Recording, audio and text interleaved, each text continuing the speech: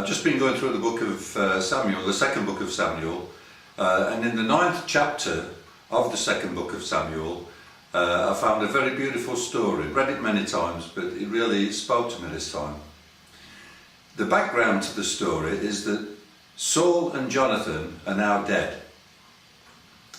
David has been anointed king of Israel. He's gone to war against the Philistines and conquered them, and now he's going through a time of peace. And so now he decides to find out if there is anyone from Saul's family left alive. And lo and behold, he finds out that Jonathan's son, Mephibosheth, that's a difficult word to say, Mephibosheth is still alive. How ironic, the son of his best friend. So he gets someone to fetch Mephibosheth to come and see him. And Mephibosheth, he finds, is lame. The reason why he's lame is that when he was a very young child, his nurse, trying to get out of town a little bit quick, had dropped him, and he'd been lame ever since. But David didn't see a lame boy when he looked at him. What he saw was a reflection of his old and dear friend Jonathan. Mephibosheth was the son of Jonathan, and so was very precious to King David. So now David offers Mephibosheth a permanent place at his table.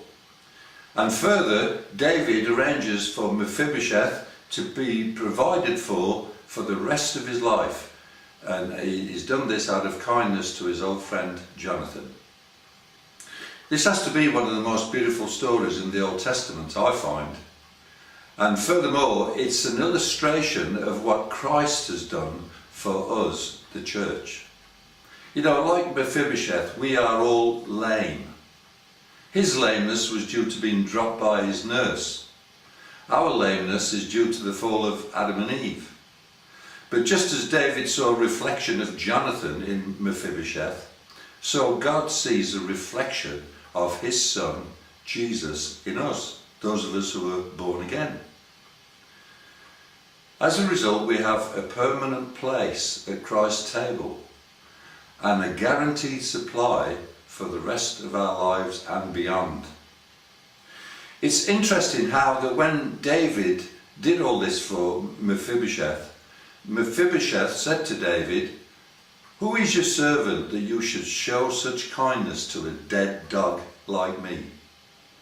You know, how many of us have felt the same way as he did, that we're just a load of dead dogs? What am I doing at the table of Christ? Me, with all my weaknesses and imperfections, what am I doing here? How can God possibly love me?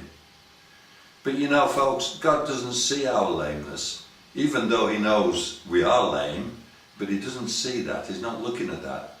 What God is looking at is a reflection of his son Jesus in us. Isn't that a heartwarming story? You know, I've got a sermon on the audio page about this subject, and it goes under the name of Mephibosheth. Why not take a listen to it and see if it blesses you? I know it blessed my church at the time I preached it. Okay folks, enjoy the website, have a good week, and God bless you all. Bye for now. I left my Father's throne above to show you perfect love, oh my child.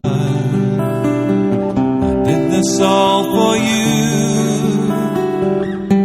I had the clothes torn from my back, and with each and every lash, oh my child, I thought of you.